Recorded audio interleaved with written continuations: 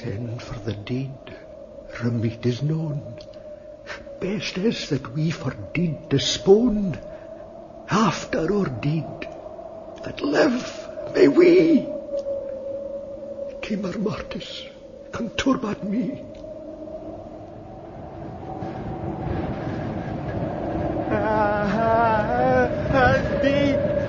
Deed, the Ronald Guthrie's deed and Malta.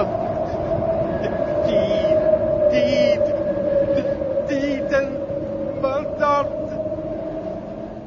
Shimmer mortis, conturbat me. Lament for a Macker, the classic mystery story by Michael Innes, dramatised for radio by Kathleen Jamie, with John Shedden as Aljo Wedderburn. Lament for a Macker. I must begin my record of the curious events at Castle Erchenay with a confession. From the very beginning I had the gravest doubts which I cannot say subsequent events resolved, as to whether the right sort of person had been dispatched. Writers to the Signet in Edinburgh, like myself, are for the most part happily associated with the quieter, the more spacious, the truly learned aspects of the law. The pleasure of conveyancing, together with discreet superintendence of bankruptcies, alimonies, and insanities among the best Scottish families. We've been reluctant to engage ourselves in the lurid limelight of the criminal law. Mr. Bell was later to tell me that those events which befell at Castle Erchenay were but the plain work of the devil from start to finish. It's not for me to say whether Ranald Guthrie was in league with the devil, or indeed that Lucifer himself was enthroned at Castle Erchenay, whatever the good folk of Kincaid village muttered amongst themselves. That muttering grew loud when Isa Murdoch, the little maid at Erchenay, packed her trunk one night and fled. Sin is all my brother ta'en. He will not let me live alone. On force am on his next prey be. Timor mortis, conturbat me. Isa Murdoch. What's that? Oh, Laird Ranald. Mr. Guthrie, sir, ever heard? Open the house. Kid Mr. Walter Kennedy, on point of death lies there. Great ruth it were that so should be. Timor mortis, conturbat me.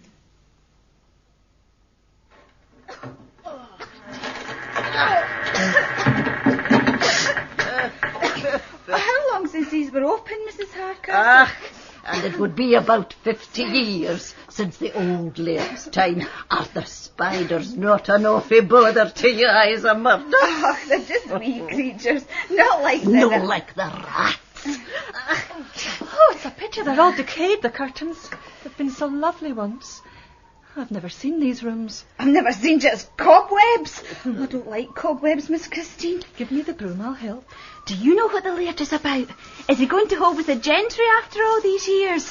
Or will there be balls and musical evenings and these great boxes sent from Edinburgh? I don't know. And he's wanting lunch in the great chamber today and the gallery opened. Have you been in there yourself, Miss Christine? The gallery? No, I've never been there. Uncle closed up most of the house when he came home. Christine, I had a notion to lunch in here today. If you will, Uncle. I fear it's very dusty. I've given instruction for that to be dealt with, and the lumber to be removed. But not this table. Flemish, I believe. Very fine. Oh, do take your place. I will ring. Yes, at the end there. 2 more boxes arrived today from Edinburgh, Uncle. One was books. Good. Have Hardcastle bring them to the tower. And the other? Provisions, Uncle. Fine tins of fruit, chutneys. Isa Murdoch. What have you brought us? A bit stewed rabbit, Laird, and a jug of milk. Then at least serve it on a silver dish, if you will. There will be one somewhere. And we will have a bottle from the cellar. The cellar, Mr. Guthrie? Uncle would like some wine, Isa. What are you gawking at, girl? Is the gallery opened? No, Mr. Guthrie. Great ruth it were that so should be. Temper Martis, conturbat me. I'll get you your wine, Uncle. What? No, my dear. A glass of milk. Have you got the key, Miss Christine? No, Uncle said nothing about a key. Perhaps it's just a bolt. He said the door was behind a curtain. Here, it's here. He must have been in a high passion that day, Miss Christine. Well, you know, my uncle would never employ a locksmith if he could board it up himself. But he must have been in a fury indeed. Done Petrusly devoured the noble coming. Bacchus flower, the monk of Barry and Gar, all three. Uncle, at the door of the gallery. Is it opened? It's boarded. The nail fit driven in so deep. No, Thomas! Thomas! Bring me my axe and see its fell keen. Yes, I know how the nails are. Did I not do it myself? I suppose I will have to undo it myself. If I'm to have it open, I must have it open. No, thank you, Thomas. Stand back. It's the rats. Uncle, please. No, Christine, stand back.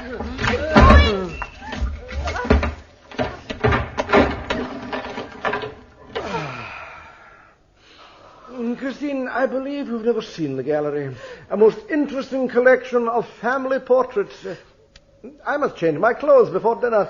Hardcastle will clear the debris. Do look around at your leisure. Aye. Aeneas was undoubtedly the right man for the job. When Mrs. McRattle of Dunk poisoned her head keeper by injecting sheep dip into a haggis with a hypodermic syringe, it was by Aeneas the matter was adjusted. Aeneas was just the man for Erchine. However, such were the events of the day before Isa Murdoch left the muckle house. It was, though, the events of the night which went clean over the head of the girl.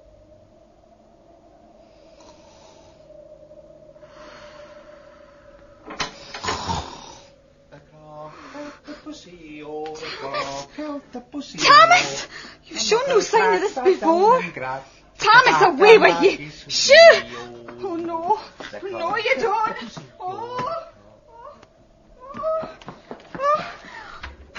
I'll break my neck. If I get through this night, I'll never spend another under this roof. Mr. Guthrie! Oh, no! He will. It's in the blood, and by the great God he will. What for would it not work, man, eh? What for would it not work? Yes, Aeneas was just the man for Erchine, and was indeed dispatched, only to break a leg hastily changing trains at Perth. I need not detail the alternative arrangements I endeavoured to make. They failed. On the afternoon of Boxing Day, I set out for Dunwinnie myself. My annoyance was increased by the discovery that I was to have Clan Clackett as a travelling companion. Clan Clackett is that chilly bore. We were on the Forth Bridge before he spoke. Well, Wedderburn, you're going north. It's a holiday you're taking, Wedderburn. A professional journey. Notice, Clan Clackett, that the fleet is in. What's your station? I change at Perth. May I offer you Blackwoods? Oh, yes, Blackwood. Thank you. Excellent. You were saying, Wedderburn, that you change at Perth for... Dunwinnie. Oh, your business is there?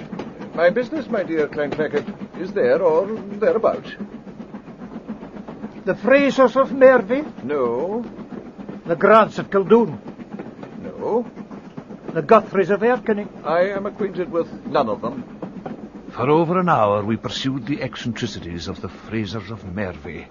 On these matters Clan Clackett is notoriously encyclopedic. My knowledge of Guthrie was confined to that gleaned from the Morning Scotsman. I ventured to ask, simulating a yawn, the Guthries of Erchine. They're interesting folk. And for 40 minutes I was to learn exactly how picturesque, by which time we were with them still on the far side of the 18th century. Mercifully, we were to arrive at Ranald before we arrived at Perth. And take Ranald Guthrie, the present laird. Once more the same morbid constitution. I believe he's artistically inclined. Dear me. Sent abroad, Australia. 3 or 4 times as far away as Canada. Considerable advantage. Ranald didn't like it. On first seeing Fremantle Harbour, he endeavoured to commit suicide. Saved by the bravery of his elder brother, Ian. Of course, he came home when he inherited. Ian had died. Yes, there was some tragedy. Ranald, an unstable person, as I say, was upset. Greatly upset. When he came home, he lived in a very peculiar manner. I understand that he still does, and that he is, in fact, a miser and a reclusive. Was. I beg your pardon, Weatherman? Ranald Guthrie has just died. And he is Perth. I'm afraid I must hurry. Pray, Clenclacket, keep Blackwood. Goodbye. I succeeded in reaching Kincaid just short of 9 o'clock. It is the merest hamlet, and I counted myself fortunate in securing simple but adequate accommodation at an inn laconically known as the Arms. Precise information would remain unavailable until the following morning. Meanwhile, I did not think it wise altogether to neglect the voice of rumour. Mrs. Robertson, would you be so good as to bring me a... What you'll be in need of is a nice cup of malted milk. Yes, it is exactly what I was going to ask for. A nice cup of malted milk, if you please. It is proper to testify that the potation with which she returned was not unpotable. Moreover, she was inclined to be talkative. Mr. Guthrie's death was actual enough, but in listening to Mrs. Roberts, I was listening to the voice of rumour, to the lingering myth-making faculty of simple folk, revenge, murder, mutilations, and a ghost, and must I confess, to an unwonted quickening of the pulse of the senior partner of Wedderburn and MacTodd. Mrs. Roberts, have many folks seen the ghost? Faith, yes. You yourself? Faith, no. Then who? Well, the first would be Mistress McLaren. The pump in her yard was frozen fast, and she was going down the road for water when she saw the uncouthy thing right afore her in the moonlight.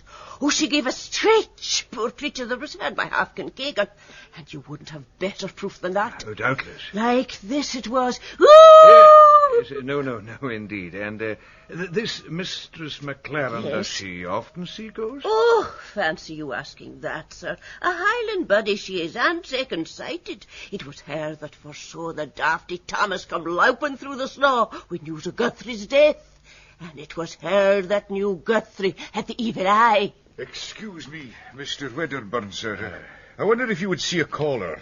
Ewan Bell it is. He apologises for the late hour. I can hardly refuse, Mr. Roberts. And you'll be wanting a toddy, I'm thinking, in this dreich weather. Mr. Wedderburn, you'll take another malted milk. Yes. Mr. Bell will forgive me if I describe him as venerable and magnificent. His shoulders might have been that of a smith rather than of a cobbler. He bowed to me gravely. Mr. Wedderburn, I am given to understand you are to represent the family interest in the probing of the sad affair at the Mucklehouse. I am giving advice to the young American lady, yes. Now, you'll have heard some queer-like talk, I've no doubt.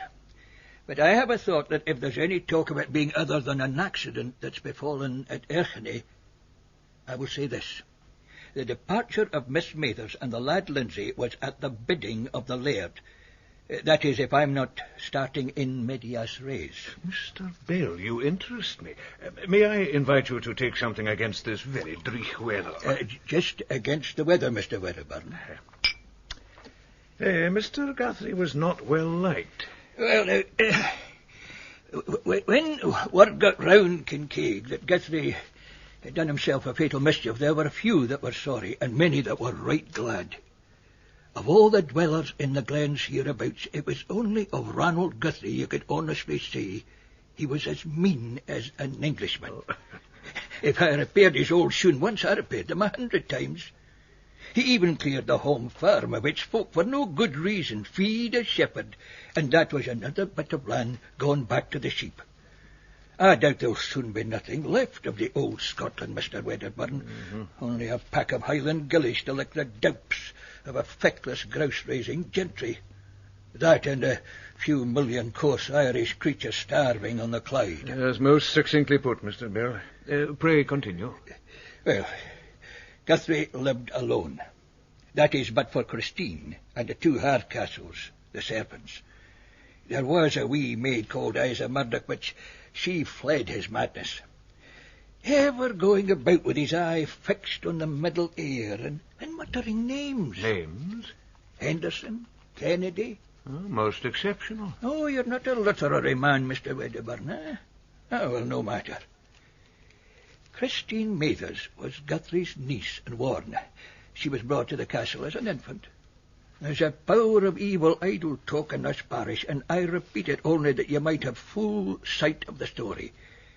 But some said she was not Guthrie's niece, but his daughter. Oh? And some that he brought her up, not out of duty, but to make a mistress of her. Dear me. Oh, there's ever tongues claking in Kincaid. The myth-making faculty of our simple folk. Idle gossip, I'd cried. With the daft talk of what befell the corpse, well, you'll have heard that the fingers were chopped from its right hand. The hanging of Neil Lindsay is on the lips of every goppus and bat-faced old buddy in the parish. You maybe think Aristotle is some potion from the dispensary, but the story of the old feud between the Guthries and the Lindsays is told to the babes in arms. I'm very much afraid, Mr. Bill, that despite professional involvement with many of the old Scottish families, this nugget of history has yet to reach my ears. The hour is late. Let it be enough to say that before the Reformation there was a Lindsay lay with the wife of a Guthrie, and the Guthrie found out and hacked the lecherous fingers from him before he sent him home to die. And that was the beginning of the feud betwixt the Guthries and the Lindsays. And the beginning of this sorry chapter would be about the 11th of November. A great snow fell on Armistice morn, and after, a hurricane fit to bring down another Tay bridge and rip great sheets of lead from the crazy battlements of Castle Erskine. More snow, a bit drift, and the place was snowed up entirely. It's a wonder the maid Isa Murdoch got through that night.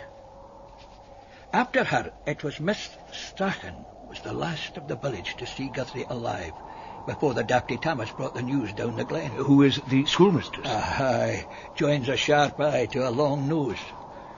No doubt it was the inquisitiveness of her that took her the long way round to visit her auntie in Kildoon. Or maybe it's her being near sight on the athletic ideal, with the lure of the wanderer as she'd have it herself. It's enough that the last weekend of November up the glen to Erskine she went. So when the full blast of the storm came down, she held on past her usual track and was presently dropping down to the empty biggins of Erskine Farm. Aye, and seeing Christine quitting them. Oh, praise be! There's Christine! Oh, such weather to be out to! Christine! Oh, Christine! There's Mathers! Isn't it awful weather to be out? Oh, dear, she's gone. Is the child sleepwalking? Christine, are you not going home this weather? Oh, I can't see that. It's gone. Oh, what'll I do? Oh, is there not a door open? Oh, thank goodness. Oh, I'm so cold. Sheltered at last. Soaked. Oh, I'm soaked. Oh, Jesus. Oh, that lot of you. You'll notice there's ever a bit nakedness in Kincaid gossip, Mr. Wedderburn. Come in. Come in, man. Oh, it's you. Where's Christine? It's not Christine you'll be seeing today, Neil Lindsay. Nor any day henceforth. Now I've found you out. The two of you. Where is she, Guthrie? I chanced to follow Christine and found her, finding your message. I sent her back to the house and waited myself. Was I wrong? Do you complain? She's her own mistress. Not if you're seeking to make her yours. I want to marry her, Guthrie. Can't be. She wants to marry me. It can't be. We're marrying, Guthrie, and it's not you can stop us. That I can, Neil Lindsay. For how? Christine's underage, and you know it. That will mend. And there's another question. Indeed? What is Christine to you? I can stop you. Say that again! Married or unmarried, I say. And if it's not too late, she'll never be burned by you. Christ, forgive me. You that might be my grandfather. I'm sorry, Guthrie. Not all bad blood that is between us. You pay. What? Madam, I understand you're in some distress. That was the last anyone but myself heard of Ranald Guthrie before the tragedy. It was the night of 28th November Miss Strachan spent at the Muckle Hoose. It was on the 10th December, just before the great snows all but closed the glens entirely, that Christine Mathers came to me with her story. Came to you, Mr. Bell? Oh, she and I had been long acquainted. The first nurse that Guthrie ever got for her was my own sister's child. Uncle Ewan, I was to her. A secret queen she grew to be, but fine I knew what had befallen the lass long ere the schoolmistress brought the unlucky name of the lad to Kincaid, Mr. Wedderburn. We chanced to remember what young people are. Wedded to him and bedded to him she would be, and the two of them would away to Canada, where he had a cousin would set him in the way of the work he wanted. But Guthrie was dead set against it. Absolute, with a rage of passion burning in him. No more was Neil easy. He was right passionate against Guthrie in his turn, and was all for storming Erskine like young Lochinvar and marrying Christine in secret. But Christine's instinct was against it. She felt Guthrie had some power over her she could break only by fighting him in the open. When I asked her, perhaps in foolish enough words, "And you really want to marry him?" she looked at me almost mockingly for a moment, and just said, "I'm driven." Have you seen my uncle lately? I haven't seen him, my dear, this year past. But you'll have heard talk. Well, I haven't lost my hearing yet, Christine. Yes, there's always talk in Kincaid, I'm sure. But have you heard that he's gone mad? Oh, don't fash yourself over that. They were saying no less of him before you were born. It's what they would say of any laird that didn't talk grouse and oats and pretend to be kirk greedy on a Sunday. But he's mad. There are provisions as if we were going to be besieged at Erskine. And he's bought a big crate of books. Oh, surely the laird has ever been a great reader. Yes, but he doesn't buy books. And these are something he's never paid heed to before. Medical books. Up there in the tower, he's poring over them night after night. Christine, would they be books about the mind? No, the ones I've seen aren't. Why did Isa Murdoch leave us? She was easy frightened. Have you chanced to hear your uncle holding in with any folk called Walter Kennedy and Robert Henderson? In Dunfermline he has ta'en brun with Mr. Robert Henderson. Sir John the Ross and brast his he, Timor mortis conturbat me. Quoth Dunbar when he was sick, and quoth my uncle in his gallery. Also sick, maybe.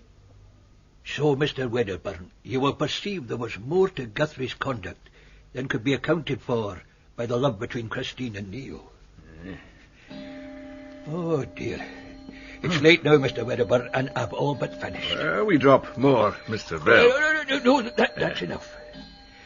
And I'll tell you, if I may, the queer end of this part of the tale. Oh, Mr. Bell, your company is most congenial, and the interest of your tale increases with the hour. Well, then came the snow, and Kincaid was cut off from the world, and Erskine from Kincaid again.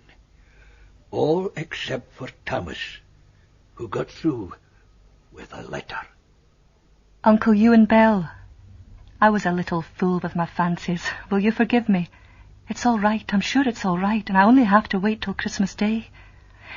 Uncle Ranald came in this morning. He seemed in a rare, pleased mood. Suddenly he said softly, "Must you have him, Christine?" I just said yes, no more. He said, "You shall go with him." And then he spoke harshly of the disgrace, and that we must go if we did go, once and forever. That there was money for me that I should have, and that Neil should come for me at Christmas, and that we might away to Canada. But he said he would have no wedding, or word of a wedding in these parts, and that... I needn't repeat words I won't, and shall soon have the chance to forget. But I won't forget you, Uncle Ewan. Oh, I'm so happy, and yet afraid. I'm fae, I almost think. Goodbye, and love, dear Ewan Bell. I shall be safe with Neil, and he with me. It was right anxiously I spent the next 3 days, Mr. Wedderburn. It was when the few folk in Kincaid that will admit Christmas a feast of the kirk were at service that Thomas came again. Deed, the Ronald Guthrie Stephen Malta.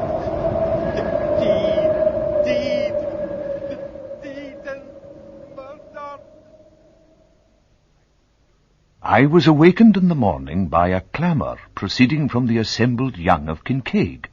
It was occasioned by the appearance at the tail of the village of a tall and slender youth, bearing on his shoulder the prime cause, this, of the juvenile excitement, implements which I presently identified as ski-sticks and ski. It was to be conjectured that here was a visitor from Erchenay. I dressed and hurried downstairs. I'm Noel Gilby.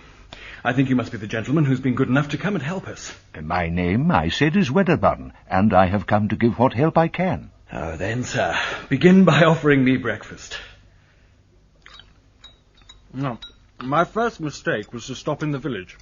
Now, you know how it is. I got out the map and saw it would be so much quicker such a way. Alas, I did about 10 miles on trains and I didn't like it a bit. So I stopped in the village to inquire. Gilby, you puppy. Hello? I say, would you be so good as to show me the road south? South, mister? Yes, London. London, is it? There, yonder's it. So, yonder yours truly went, slithering and plunging through 2 feet of snow. A mile on, I picked up a tail light. Home by Christmas.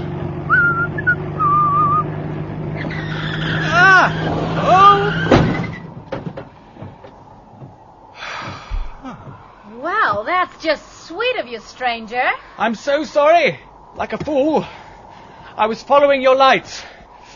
What happened? I guess I came off the road. Are you hurt? Really offended. Warm your hands, why don't you, on the radiator?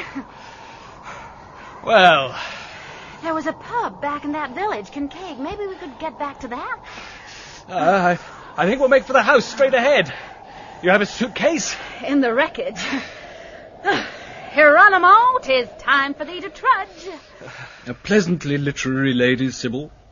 What ensued was a sort of pocket edition of The Worst Journey in the World.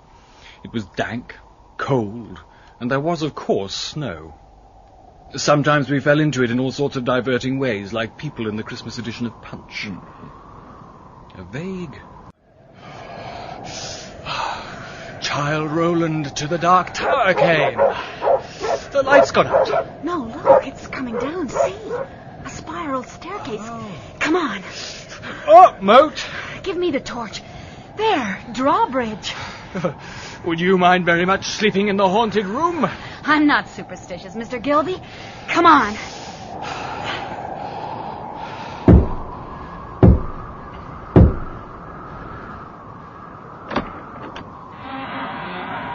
Sir, the doctor. We are 2 people that have had a motor accident. Are we really? Oh, well, thank you. Charming chap. That's enough, Hardcastle.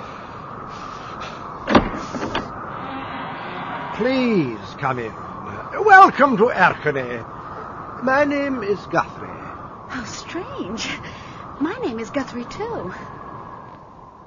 Mr. Wedderburn, I received the immediate impression that this Mr. Guthrie was mad. Mad, Mr. Gilby? Mad, Mr. Wedderburn.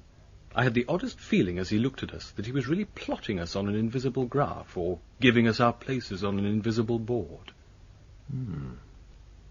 We must find you rooms and a fire. Not homely. Certainly not. Do you suppose he ever feeds the dogs?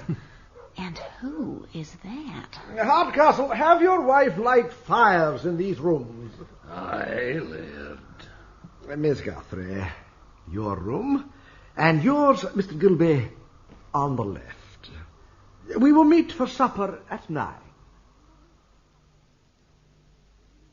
Mr. Gilby, Miss Guthrie, my niece, Miss Christine Mathers. How do you do? I'm sorry to hear of your misfortune. I hope you will be comfortable with us until the thaw. Comfortable? Please sit down. Mrs. Hardcastle, some caviar, Miss Guthrie. Perhaps you're not partial to caviar. Mr. Gilby. Yes, it was what North Britons appear to call a scunner. We were to find comfort amongst signs of either the most improbable poverty or a pathological parsimony. The dogs, Mr. Wedderburn, were starving. The table was ill-lit by one tallow candle, and we were served caviar on a silver plate. And have you friends nearby, Mr. Gilby, who would know that you had taken the Erkenny Road? None, I'm afraid. A pity. And your car is badly damaged? Mm-hmm. Yours too, Miss Guthrie? It was rather too dark to tell, I'm afraid. Of course. By the time Christine had taken Sybil out of the hall, I was next to hypnotized by that clock. Had it suddenly gesticulated with both its hands and cried out, "Sleep no more, Macbeth doth murder sleep," I wouldn't have been surprised. Mr. Gilby, the snow may detain you some time, and you must excuse our simple way of living. Miss Mathers is being put to the most awful trouble. Miss Guthrie and I are terribly grateful. Mr. Gilby, I am glad you found your way here. Hardcastle! Hardcastle, if the lad Lindsay comes, though I don't think he can get up in the snow, you must let him in. I'll see him once again. If you believe me, laird, the lad's black dangerous. What's that, man? I say Neil Lindsay means mischief. Lindsay can come up to the tower. Mr. Gilby, the ladies? And then we set off down a long corridor. Timor. Mr. Guthrie? Timor mortis conturbat me. I'm sorry? Sir Gilbert Hay ended as he. Timor mortis conturbat me. And I swear the fear of death was stark on him, Mr. Wedderburn. Then the rhythm of his murmuring changed, and he cried out, "Oh, my America, my newfound land." Yes, a singular gentleman, Mr. Guthrie. Oh, I'll say. But it struck me then I'd found the reason for the indescribable Hardcastle's calling out about the doctor. The laird was having a bout of this mild madness, and the household was waiting to smuggle in a leech. Would you mind terribly if I rang for more toast? Oh, no. Breakfast at Erkenny were rather a joyless affair. Now, the next morning, Christmas Eve... And were the rats an awful bother to you, sir, in the night? Oh. There's an awful rats about Erkenny. Indeed, there are. Good morning, Noel. You slept well? To tell the truth... It's the rats. Quite. Mrs. Hardcastle, do you have many visitors? The laird's hour narrow. There are few in these parts nearer going than Guthrie of Erkenny. It's the rats. The rats, Mrs. Hardcastle? The Guthries have had black imaginings. He thinks the rats are fair eating him up, him and all his substance. And he won't even spend the siller on the poison for them. He says he prefers his wee penknife. He spears the rat? Aye, and recht loud the creature squeal. But no, it's a hatchet. Sharpening and sharpening it yesterday he was. And he cried out to me recht fearsome to settle accounts with a great rat, Mrs. Hardcastle. I wish he'd settle accounts with them all. I wish there were no rats. Couldn't Mr. Hardcastle? My man's fell unkind. It's the rat nature working on him. More and more my man's like a great grey rat. And what'll become of us when I canna any longer tell man frae rat? You'll agree, Mr. Wedderburn, that Mrs. Hardcastle has the knack of posing awkward questions. She has plainly a touch of genius as an imaginative psychologist. After breakfast, Christine took us to a sort of gallery place full of dead Guthries. After luncheon, she bowed us into a billiards room with the very table, I swear, that Noah played to while the tedious hour. And so we seemed doomed. I choose my words with care. Spending Christmas Eve at Castle Erkenny. Well, if you'll excuse me, I'll retire now. Uncle's in his tower, so please ring for Mrs. Hardcastle if there's anything at all that you need. Thank you, Miss Mathers. Good night. Good night. Noel, I'm cold to the bone. I'm going to read in bed. Good night. Yes, I shall to bed too very shortly. I have in my head a plan for a rat-proof tent. Right, you blighters, know thy enemy. Let's see how you like a poker. Missed. Bold and bolder, aren't we? Well, let's... Good Lord. Mr. Wedderburn, I had seen big rats and small, brown, black, and piebald. Let me tell you that the appearance of a pink or blue variety could not have occasioned in me more surprise than what I now beheld. I was looking at a learned rat. A learned rat, Mr. Gilbert? And there were more. Rats, that is, lugging about with them little paper scrolls, rather like students who've just been given a neatly printed degree. I saw 2 or 3. Come out, wherever you are. Right. Oh. It was a learned one. There's luck. Let's have a look.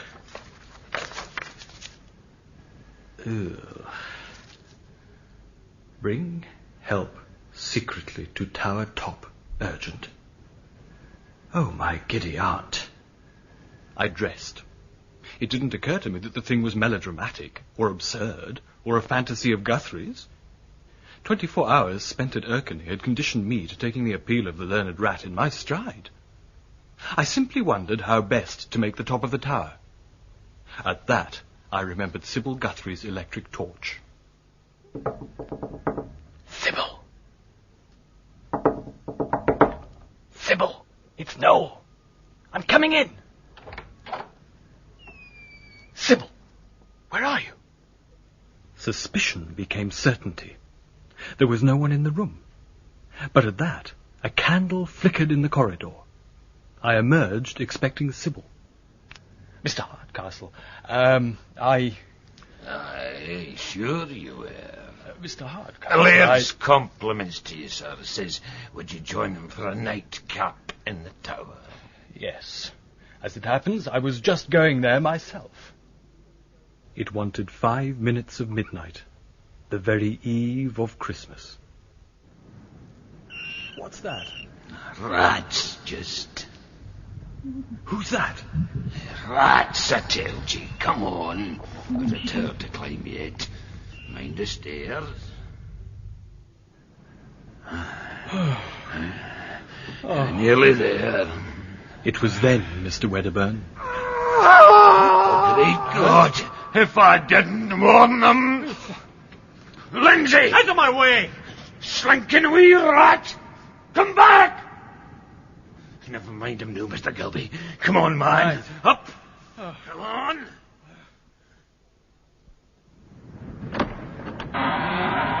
Sybil!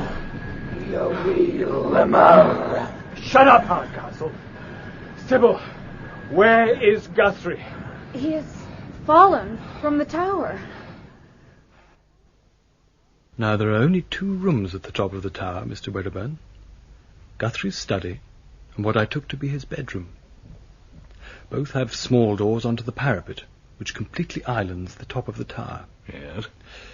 The first thing I did was to let myself out into the wind and darkness. It was my impression that there'd been a good deal of coming and going on that parapet, almost a commotion. And the snow was disturbed in such a way that it was clear that the trapdoor had been recently opened. The trapdoor, Mr. Gilby? Oh, forgive me.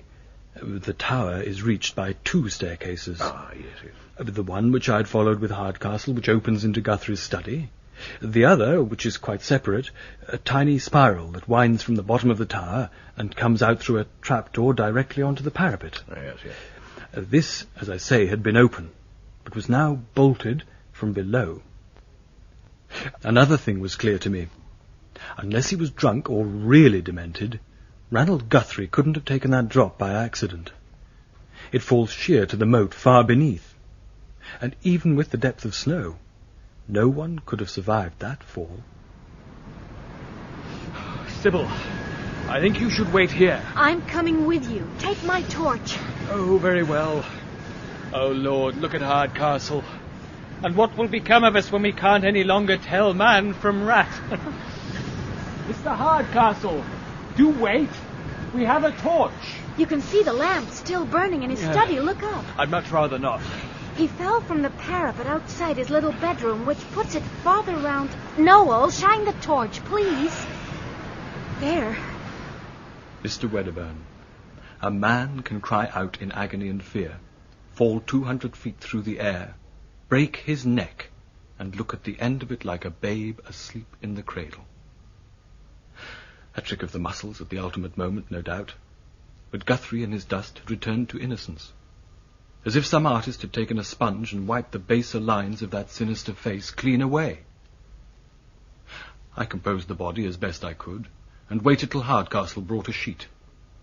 Between us then, and with some difficulty, for Guthrie had been a strong and powerful man, we got him into the cellar and onto a trestle table. Mr. Gilby, you'll have had a look at the body. It might have been robbed or the like. The police will inquire into that. But, sorry, we might just give a bit look and see. Mr. Hardcastle. It's murder. That remains to be seen, Mr. Hardcastle. I tell you, the Tinkloon Lindsay mischieved and murdered him. And now he's awa with the lassie. Come upstairs.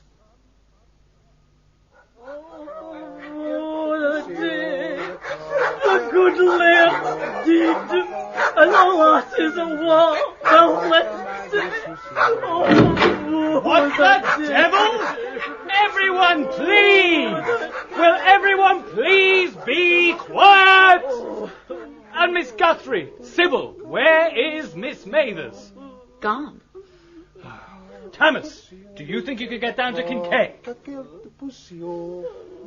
Mr. Hardcastle, can you make Thomas understand he must get to Kincaid if he can and fetch the police? He can, it's fine. Oh, Sybil, come with me.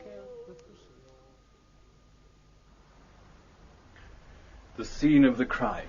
But Noel, there was no crime. I told you, he simply fell. How did he manage that? He simply fell. Do you insist on something more lurid? There will be a tremendous number of questions asked, you know.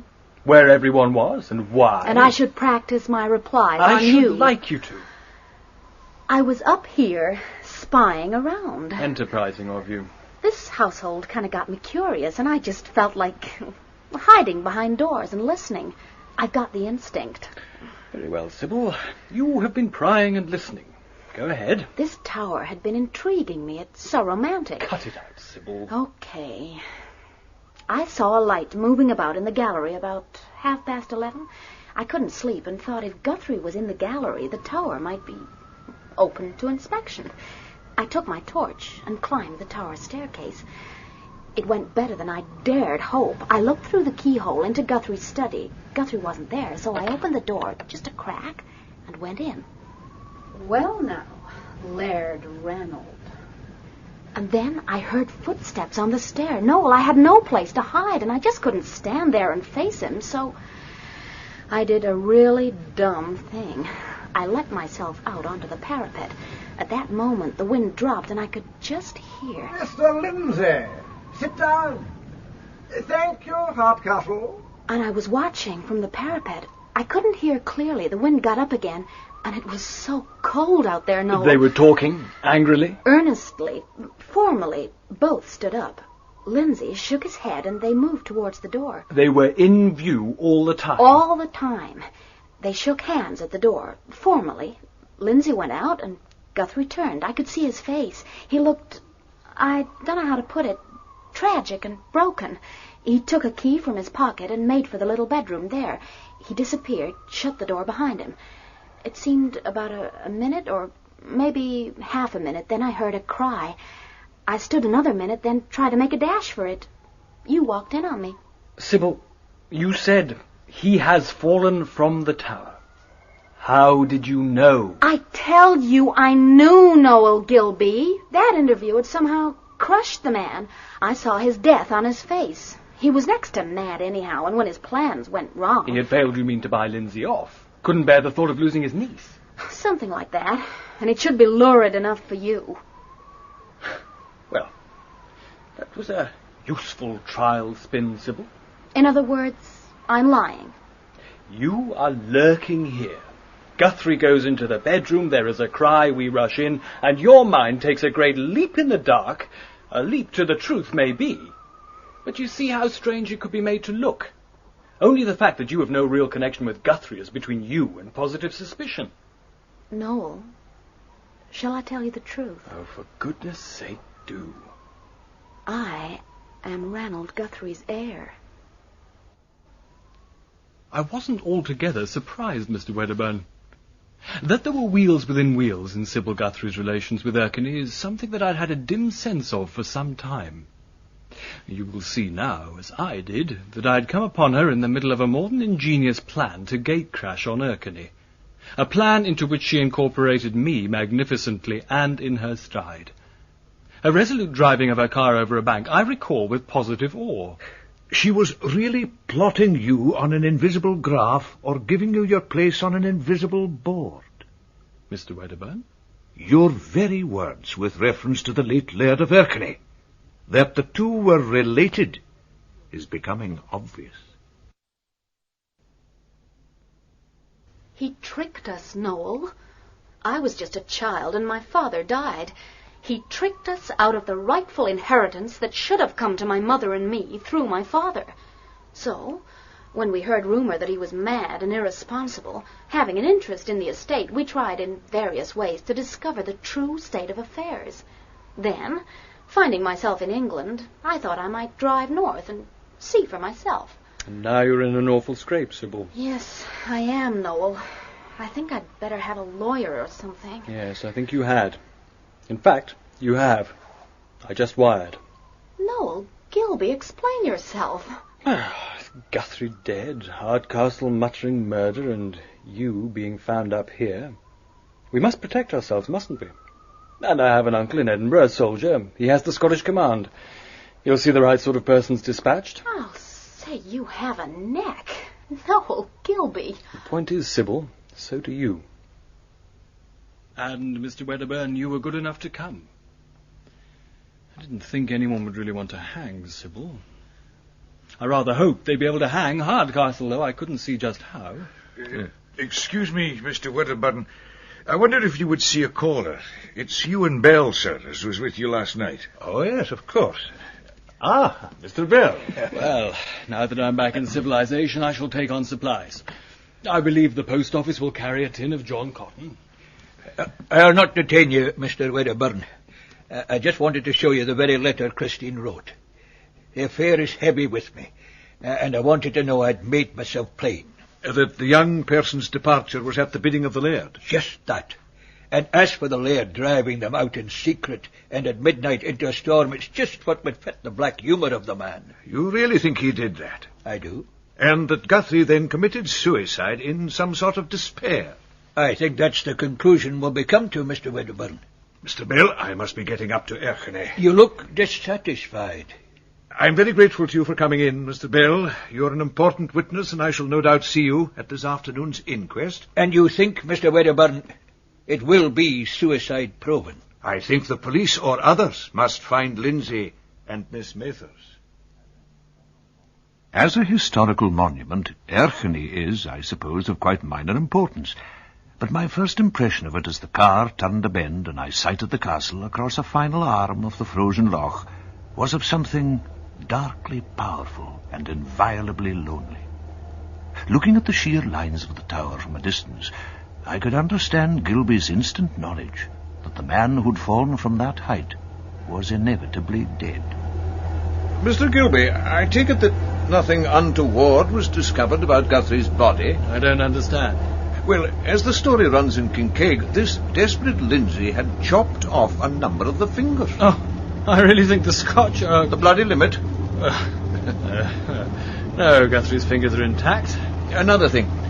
Your impression of Lindsay when he passed you on the stairs, you received an extraordinarily vivid impression of passion. Was that impression accurate? Yes, I don't think my impression was wrong. Now, about the man Hardcastle. You're something of a prejudiced witness, and you're inclined to credit him with some hidden motive in the affair? You wait till you see him. One last point. You thought Guthrie was mad. I thought him mad from the first few minutes. Only I used the word loosely. He was broken, fragmented. He was mad. As the heroes were mad when the Furies were hunting them down. Oh, a most illuminating remark, Mr. Gilby. I've always maintained against our education reformers that there is the greatest utility in the grand old fortifying classical curriculum.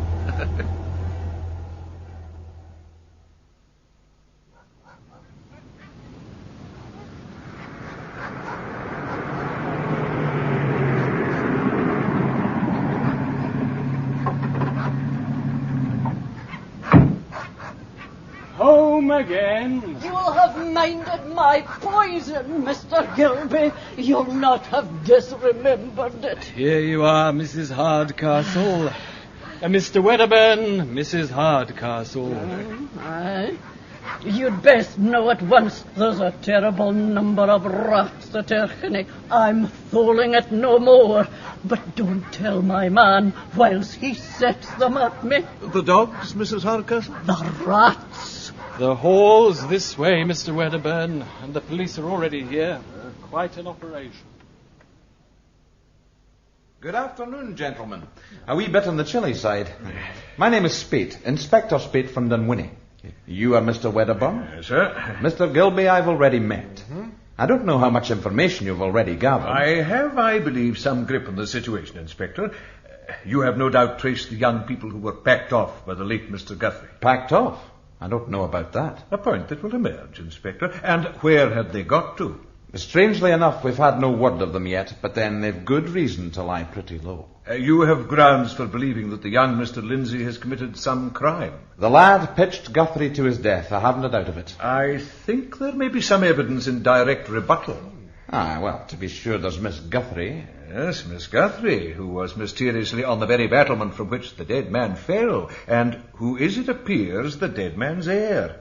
A position not without its delicacy. Ah, the American lassie didn't do it.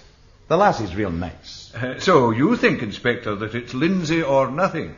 An old feud, a witness that he was in a blazing passion, him and the girl gone. One could hardly ask for more.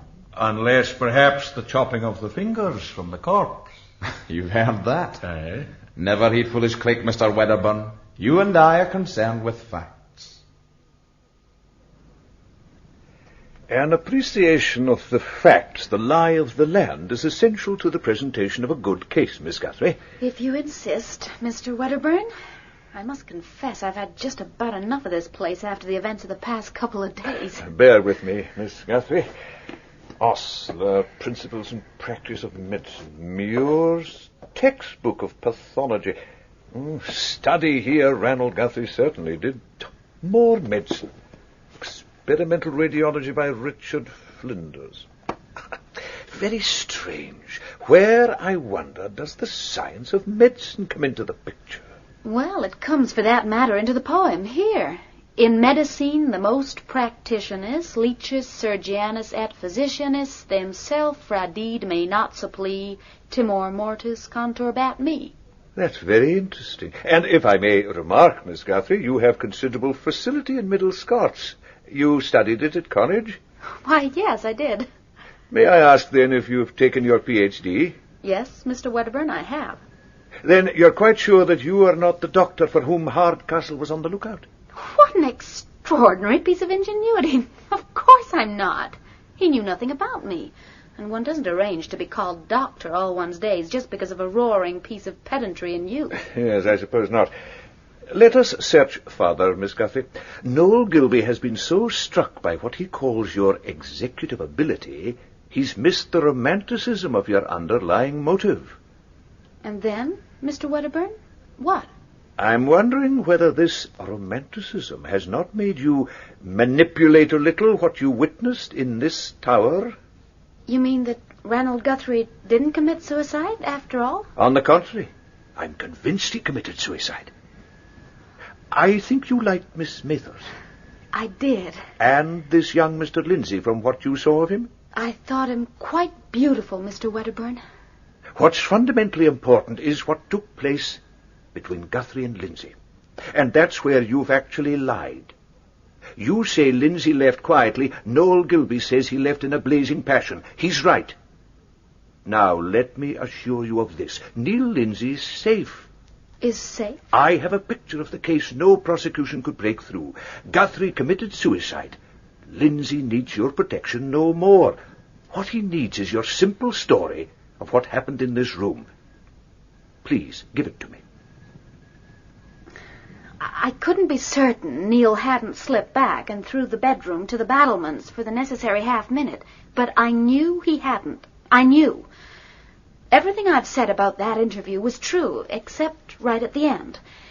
It went with formal civility. They moved towards the door. I thought they would shake hands, and then something went wrong. Guthrie turned on the boy and was lashing him with words. He had some hold on him, some hold that made it safe to be briefly and hideously cruel. It was over in a few seconds. Lindsay was gone. My dear young lady, you must have no apprehensions, but come downstairs and repeat your story to Inspector Spate. He's speaking with Mr. Gilby, I believe. Inspector, Miss Guthrie is now ready to give her statement. You will find it revealing. Is that so, Mr. Wedderburn? There's a message up from Kincaid I thought you'd like to have. They've found Lindsay and the young lady at Liverpool. The two are on the road back now, with Mr. Appleby of Scotland Yard. Are they married? No, miss, not yet. Appleby, eh? Big shot. Mr. Gilby, a warrant, if you please. Would you be so good as to show me the gallery? Surely. There's a disconcerting number of dead Guthries on these walls, Mr. Gilby. Mr. Gilby, you'll have some idea of what the police have in mind about this affair? Hanging the elusive Lindsay. Quite so. Now, let's glance at Spate's case. Lindsay kills Guthrie and runs off with his niece. An old feud, a new quarrel. What do you think of that? It's lurid and it's crazy. Christine wouldn't fall for a chap like that, and... Well, we have an embarras de richesse. Do go on. It's too much villainy about. In Hardcastle, and Guthrie too. My idea, rather, is that Guthrie was up to something. Yes, I agree. Now, if Lindsay could be shown to have paused in mid-flight to chop a few fingers off the corpse... A madman's dream. Exactly, a madman's dream. And your first impression of Ranald Guthrie was that he was mad. Yes. Oh, it's a most horrid picture. But this is it. Ranald Guthrie committed suicide, and in the same instant committed an abominable crime. He would not let Lindsay have his niece, a fact of pathological intensity. He plotted to prevent the thing by Lindsay's death and his own. Good God. You can see why he chanted Dunbar's poem. There was to be a crime and a witness. Yes, there was to be the best sort of witness, a medical witness. Hardcastle's doctor. He failed to show up. You and Miss Guthrie turned up instead. Guthrie decided that you would serve. And now, the plan. Lindsay was to come on Christmas Eve and take Miss Mathers quietly and secretly away. Lindsay was to be brought up to the tower for a final interview, and at a set moment he was to be dismissed, and dismissed in a particular mood. Mr. Wedderburn, the man was a thief. You scarcely exaggerate. And you see what actually happened? Summoned at a very precise time by Hardcastle, who was undoubtedly in Guthrie's pay. You came up the tower staircase just in time to meet a very angry young man coming down. Hardcastle made a noticeably ineffective attempt to stop him. Lindsay succeeded in getting downstairs and, together with Miss Mathers, shook the dust of Erskine from his feet, suspecting nothing. No sooner was Lindsay through the study door than Guthrie dashed through the little bedroom and over the battlements to his death. What for would it not work? Yes, it very nearly didn't. Guthrie's nerve failed him at the last moment. He was unable to lop himself off a finger or two before he fell. Hardcastle, faithful no doubt to his instructions, spread the rumour nonetheless, further to implicate Lindsay. Mr. Wedderburn, I most frightfully admire your unruffled calm. Guthrie must have been horribly and obscenely mad. No.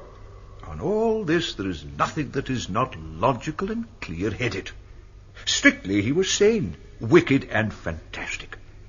There's only fragmentary evidence for real craziness. and they were nearly his downfall. I refer, of course, to your learned rats. Sorry? Well, his timing. It had to be near perfect. You had to be on the stair as Lindsay was coming down, to summon you by means of learned rats. A fantasy before he settled on his perfectly rational plan. So that's the story. Sir. Lindsay's in the clear, Constable. By your leave, sir. It's the coarse creature, Hardcastle. He's bolted? No, sir, but he's drinking like a fish. Oh, is that all? But, sir, you don't understand, and I don't know what to do. The daft crater's drinking water. The Gomeril chill's down by that cattle trough in the back court.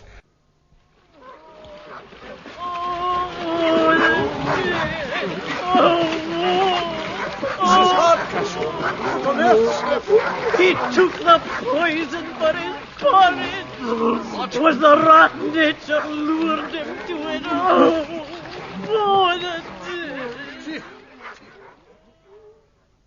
We did what we could, but it was plain that Hardcastle had gone to his account. I suppose he'd been drinking in verity. He could hardly otherwise have mistaken a rat-poisoned mess of meal for his dinner.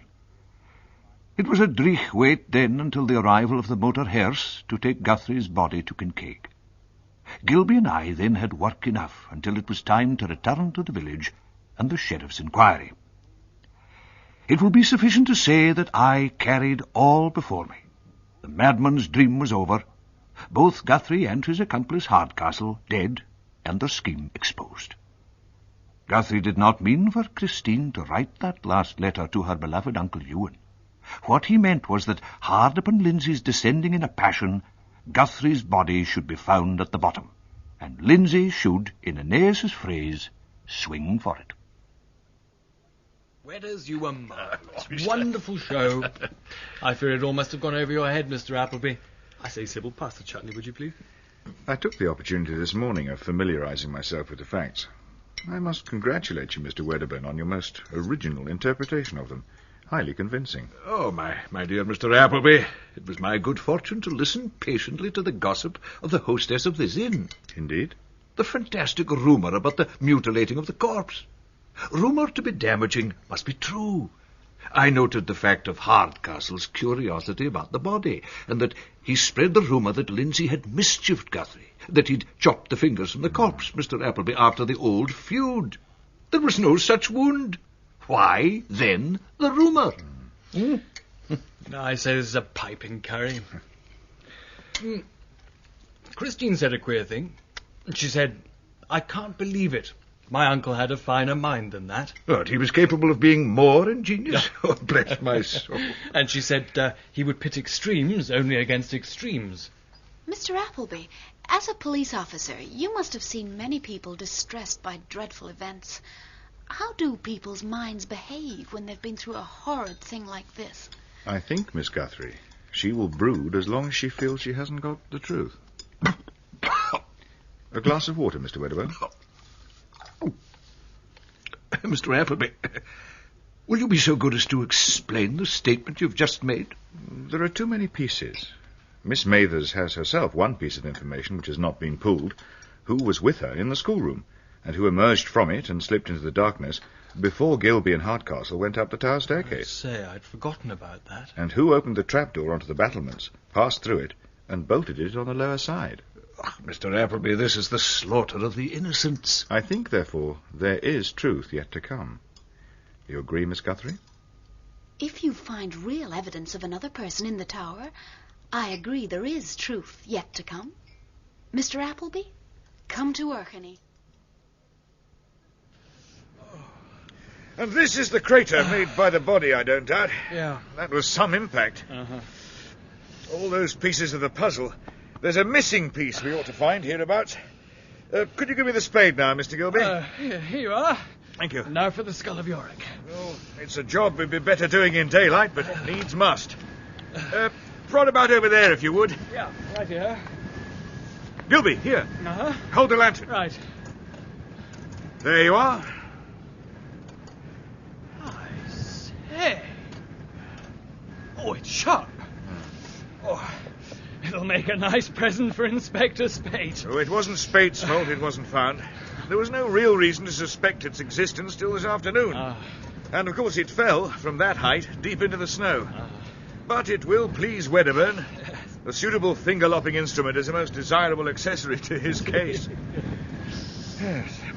He laid the Erskine mystery to rest this afternoon, and I wonder if it would be better not to agitate it anew. In times like this, I must summon the abstract principle of my profession. Which is? Justice, Mr. Gilby. The principle of justice. Come, let's join the others in the tower. Well, Mrs. Hardcastle's rat poison seems to have had the desired effect. Yes, indeed. Most of them were still very much alive when I was up here this morning. Were you indeed, Mr. Appleby? Yes. Mr. Guthrie was evidently a reader. Medicine. Flinders, Experimental Radiology. An interesting book, but an interesting flyleaf, Mr. Wedderburn, you noticed? Richard Flinders, Fellow of the Royal College of Surgeons, born in South Australia, February 1893. Died at... and it stops there. Oh, I'm afraid I missed. Could it be connected with Guthrie's colonial days? And the ink is fresh. Is it Guthrie's hand? No. Born 1893. Now, can we learn anything from that? Christine told me her uncle came home from Australia after his brother died. He inherited Erskine in 1894. It doesn't fit. Good. Now, do Guthrie's recent purchases happen to include a medical directory? Yes, Flinders. Oh, big gun indeed. Worked Adelaide, Sydney, a long spell in the States, short periods in London. Publications include radiology of the cardiac region, analysis of a case of long-term amnesia, radiology of the... Mr. Appleby, is this really interesting? Interesting? The distinguished Flinders is not merely a big gun, he's a prodigy. A prodigy? Definitely. Born South Australia in 1893. Now, if we accept that statement, we have to believe he graduated in medicine at the age of 7. Oh, this is nonsense. On the contrary, it is the first glimpse of the truth. And now we'd better aim at the truth all round. Miss Guthrie, I think these developments take you somewhat out of your depth. They do indeed. Then listen. I give you the same promise about Lindsay that Mr. Wedderburn gave. He is out of it. So now, let me ask you the question Mr. Gilby asked. However did you know Guthrie had committed suicide? I didn't. In fact, I saw him sent over the parapet. Yes. I think we might usefully go down to the gallery. What for would it not work, man? What for would it not work? Shine your torch here, Miss Guthrie, please. And on this one. And this. Uncanny, isn't it? 200 years separate these portraits, but it could be the same face looking down on us. Can you repeat the end of Dunbar's poem? Send for the deed, remede is none. Best is that we for deed dispone. After our deed that live may we timor mortis conturbat me. Ranald Guthrie had a pretty art in turning medieval piety or irony. Death threatens, best so to arrange it that one continues to live. That was his reading of Dunbar. And, somewhere, Ranald Guthrie is alive now. Oh. It was his brother Ian, mysteriously vanished in the Australian bush, who became Richard Flinders, the Australian surgeon, significantly the author of A Study of a Case of Long-Term Amnesia, who died. Ranald's story we shall piece together. The full story of Ian we shall never know. Another of my learned rats. And another account settled. Good Lord, look, a notebook. Clamped in the dying creature's jaws was indeed a notebook. A notebook penned in desperation by Dr. Richard Flinders to ensure that the truth may one day be discovered. Dr. Flinders, who had throughout his adult life retained the name he was given in 1893 after being pulled barely alive from a bushfire. He became a brilliant doctor, but alone among his numerous studies of radiology was the paper entitled An Analysis of a Case of Long-Term Amnesia. The restoration of his memory, occasioned it would appear by his hearing the strains of a pipe band, prompted no action. That his brother had abandoned him to die in the bush brought more sympathy than a desire for vengeance. Upon retiring and making his way to a peaceful and secluded old age in California, Ian Guthrie first desired to fill the long blanks in his memory, before ending his days as Richard Flinders. He wrote to his brother Ranald thereby allowing ample time for Ranald to devise his plan. So Hardcastle's doctor arrived by night, reckoning without the tortured memory of the poor mad brother who abandoned him, and who, convinced his brother was coming to wreak terrible vengeance, overpowered and held him in the tower, and reduced him to tying desperate messages onto the legs of rats, until the young Lindsay came for his final interview. Lindsay dismissed, Guthrie pitched Flinders to his death. Fratricide? But why? What drove him? What was his motive in such devilry? The shadow of the crime in Australia, the massive feelings of guilt crystallizing on it, resulting in a fearful certainty that Ian was coming for absolute vengeance and must be outwitted and destroyed. But I looked at him. And, Noel, you said? As if an artist had wiped the baser lines away? Yes, and that was why he broke with such fury into this gallery, to see again the family portraits, so as to assure himself of the feasibility of the plan, once he knew that Ian Guthrie, Richard Flinders, was on his way. Noel, you were looking at a different man. Richard Flinders died as Ranald Guthrie, and Ranald Guthrie will live as Richard Flinders. Oh, my America, my newfound land. Yes. He swatted up enough medicine to carry him through in the event of any unforeseen intrusion on his privacy by medical people. And he tried to rid himself of a dead giveaway, his pathological miserliness. An impossible task. He may well serve caviar, but neglects to stop starving his dog. Mr. Appleby, I can stand this no more. I want action. Where is Ranald Guthrie now? A couple of nights ago he was in Kincaid. The ghost. He was Dr. Flinders en route for California. And our next move? Is to listen to Miss Guthrie, who may, at last, tell us the truth of what she saw. Everything I said was true. Up to a point. Ranald and Lindsay were in the room. Ranald lashed Lindsay into a passion. Guthrie went out by the bedroom door and Lindsay by the staircase door. And then, I'm afraid the lying begins. Rather, by omission. Because I heard something. A cry or a shout. I thought the two had somehow got out onto the battlements and were quarreling there. The place was fearfully dangerous, and I suddenly felt it was all a stupidity I wasn't going to stand for. Castle Erkany craziness. I'd had enough. So I groped my way along the parapet to tell them to stop it. I say. I got round the corner, and there was certainly something going on. It was a confused vision, but I saw Ranald Guthrie's face. His arm rose into the lantern light, and I saw he was holding an axe. Then I think he stooped down. I was aware of a confused movement. A moment later, I saw him again, reared up against the parapet. He staggered and gave a great cry and went clean over the parapet. That's all. I saw nothing more. What I was sure I had seen was Lindsay kill Ranald Guthrie, perhaps in some sort of defense against that axe, under extreme provocation. So you took him under your protective wing? I am not like you, Mr. Appleby, sworn to certain accepted canons of justice. My private morality says a Neil Lindsay oughtn't to be hanged for killing a degenerate nuisance like Ranald Guthrie under outrageous provocation. And why Lindsay? Miss Guthrie, was not Ranald just the sort of hospital case that, say, Lindsay, granted to certain pressure at one critical point in life or other, might have become? I would have done the same. I must admit I couldn't understand why I didn't just come clean at the inquest, though. Somehow I couldn't bring myself to shake his hand. Now I know. And now I know we must bring Ranald Guthrie to justice. We'll get him. Ranald Guthrie's played his last trick. Now I wonder who that is. Oh, Minister, come in. Mr. Wedderburn. Mr. Appleby, have you met Mr. Jerby? At the funeral. Inspector. Minister? You have news? The strangest news, Minister. Ranald Guthrie is alive.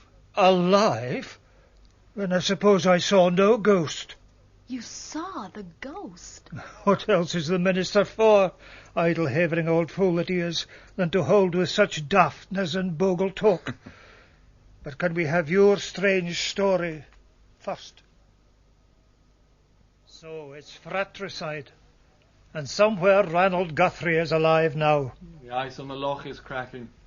Ranald Guthrie had long since given himself to the devil, and the devil gave him the devil's own gift in return. Pride. No doubt. Mr. Appleby, you wonder if in all the complex of motives you have discovered, the master motive is avarice. I think the master motive is pride. Pride made him take a tortuous and diabolical path. He forbade the marriage of Christine and Lindsay. It could not be, but pride forbade him give the reason. Neil and Christine are brother and sister. This is what I am here to tell you. No, Minister. Half brother and half sister. Christine is the daughter of Guthrie's own sister, Alison Guthrie, an eccentric and solitary woman. She died in some lonely place at the child's birth. The father was Wat Lindsay, already a married man with a son. It doesn't matter. All he had to do was explain as soon as he knew of their attachment. He could not speak. Shame, fear, pride. Is it certain? Yes. There are a couple of letters. I must find strength for the duty that is laid upon me tomorrow. But if we left it alone, Ranald gone, no one knows. Ranald would divulge it on his deathbed. It would be his only triumph. Find him, strike a deal, silence for silence. No. Many people must marry unwittingly. No. It's them. It must be tonight. Oh, don't anyone try to cross the ice. The next man will go in. Is you and Bell not here? You expected him? We were to meet him for explanations. Private explanations. We don't know what they are, but there's a secret on every face in this room. What is it? Sit down, both of you. What is it? The first news is this. Ranald Guthrie is not dead. What? His plot against you, Mr. Lindsay, stands. Only he killed not himself, but his elder brother, a doctor recently returned from Australia. Guthrie, alive! Just a moment. Another visitor in sight, and taking the same route. It must be you and Bell. Oh, he mustn't take the ice. Neil, call to him. Warn him. Go, but... My God, it's not Bell. It's Guthrie. Uncle Ranald. He must think the castle's deserted. Oh, we've got him! We've got him! Back, man, back! He's in! I'll get through! Quickly! But wait, Lindsay! Wait for the rope! No, Lindsay! Hook you freeze to death before then! I'll go with another man on the ice! Get a rope across as quickly as you can! Guthrie, can you hold on, man? I'm coming! Neil, it's not safe. Come back. Oh, Neil! All the rope there is, and it's not good. Hold on, Guthrie, and you'll be as right as rain! There's nothing for it. I must take out the rope. I'm coming with the rope, Lindsay! I've got him! Let me have the rope from as far away as you can manage. Got it! Get back and pull gently when I say. Righto, everyone. The rope. Heave away! It moved! He's out! More, get steady! Rope again if you can! Lindsay! Neil! Neil!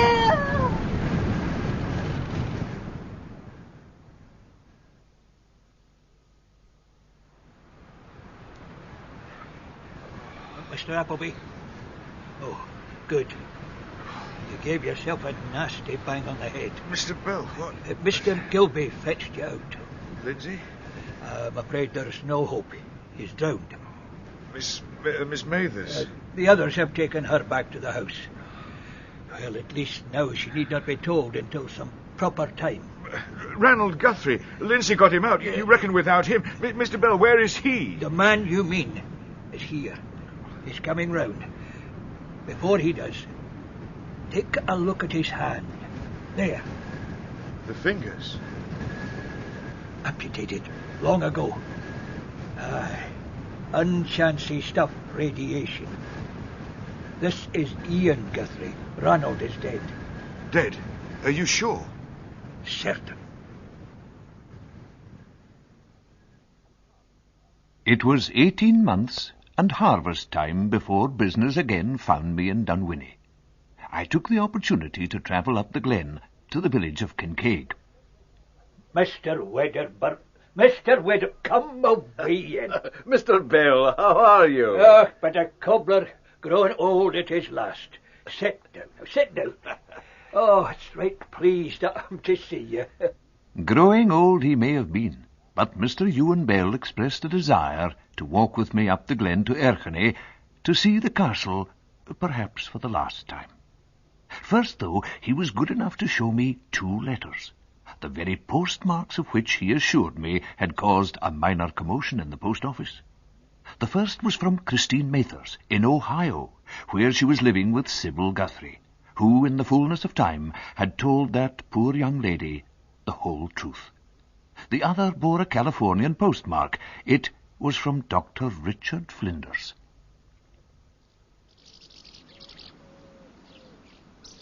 John Appleby, a gentleman I suspect ill accustomed to being wrong, would have it that the case defeated him, Mr. Bell. He neglected, he says, the single element that changed its whole composition. There was one question, he insists, he forgot to ask. But he did ask it, that clever London man. And would have asked it again were it not for the speech things happened with. Who was it slipped out of the schoolroom in front of Hardcastle and the lad Gilby when they were on their way to the tower? Forgive me, Mr. Bell, but you're not in the first flower of youth, a journey not without its perils. I don't know how I got up to Erchanny that night. You'll have mind of the strange letter the Dafty brought me from Christine. Yes.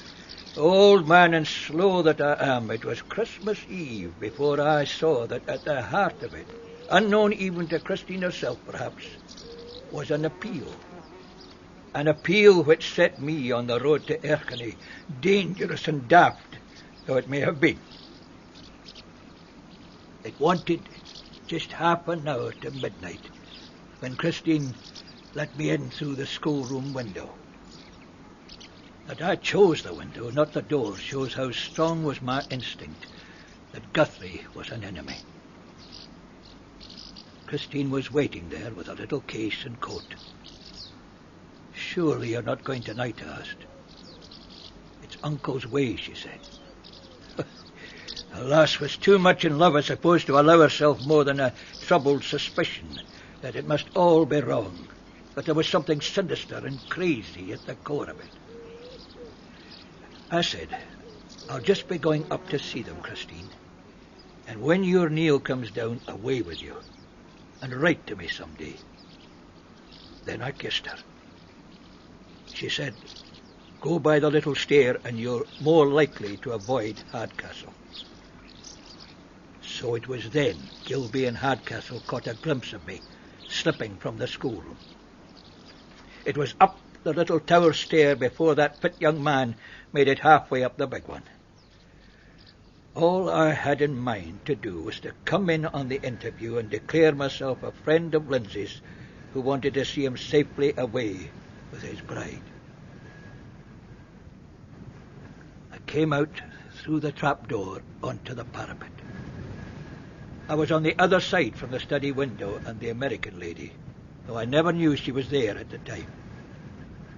The cry that brought Miss Guthrie away from her window was mine. I don't doubt it was loud enough, for as I was going cautiously along the battlement, my lantern at my feet, something rolled out of the darkness that almost tripped me up and sent me over the edge. I put down my lantern and stooped over it. It was a human body. Who's that? I straightened up from the huddled form, sore afraid. It was Neil Lindsay. Who's that? Guthrie rose up by the parapet, full in the light. I was in mortal danger. His axe was swung back low, a rising stroke that would either gut me or cleave me from the chin up. I'd take it in first, and I did.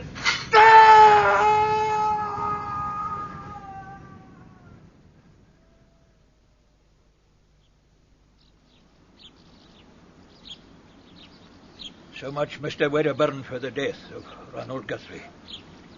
It sits heavy with me. Bless my soul.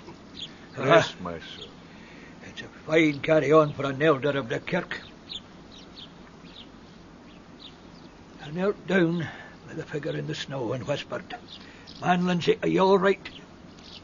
You may take it I was fair scunnered to find myself looking at a Guthrie. My first dark thought was that I'd killed the wrong man. He was drugged, I think, but had just wits enough to tell me who he was. Ian Guthrie. I told him my own name, and his eyes lit up. Though it's now 50 years since we sat under the same dominie. I carried him down the wee stair. You ca- I carried a cap that was heavier often enough on my father's croft. Through the trap door and away to scare the folk of Kincaid as a ghost. And yet he returned. The dreadful accident with the ice. I asked him to. He wanted to go secretly away. I just got a bit common sense through the dark Guthrie passion. 50 years as Richard Flinders wouldn't rid him of that rank eccentricity. I thought we'd a duty to explain ourselves to Christine and the poor chiel Lindsay. I engineered a meeting, but I wasn't expecting the policeman to be there with yourselves. Right fortunate it was that he proved to be a wise man, that Mr. Appleby, knowing where to let be. Ranald Guthrie and the coarse creature Hardcastle were both dead. Ian Guthrie, a childless man whose attitude to the estate was his own affair. Silence for a time on the whole story was a mercy to Christine Mathers. There it is. Castle Erchney. You know, I gather from the Edinburgh papers that it's to let. But I doubt its only tenants hereafter will be the rats. Aye, the Guthries are gone from these lands, the castle is to let, and all their goods dispersed.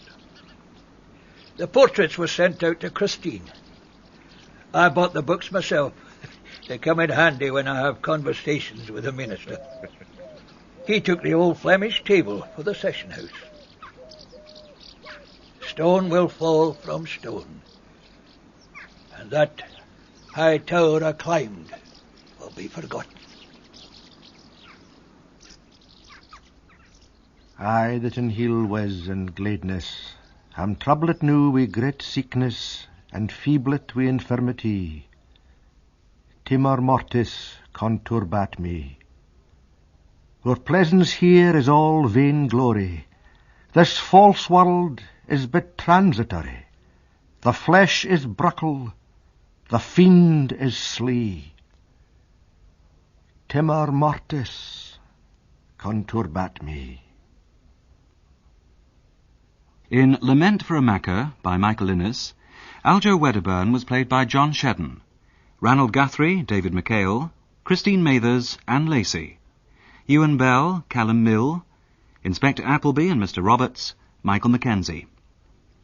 Noel Gilby, Ernest Blake, Sybil Guthrie, Gerda Stevenson, Hardcastle, Martin Black, Mrs. Hardcastle, Edith MacArthur. Neil Lindsay, Benny Young, and Isa Murdoch, Victoria Davidson. Miss Strachan, Mrs. Roberts, and the wee boy were played by Gwyneth Guthrie. Clonclacket, the minister and the constable, by Brown Darby, and Inspector Spate and Tamas by Robert Patterson. This world is endless, so wide, so far, but somehow I'm still lost in you.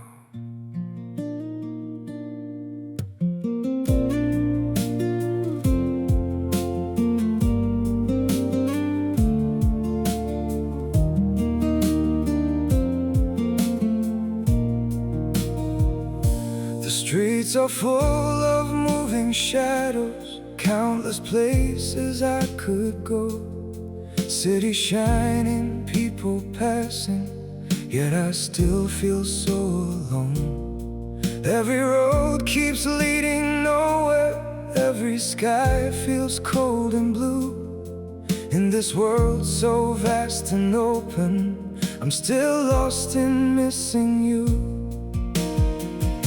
The world is wide, so wide before me, but I keep losing my way. Somewhere in the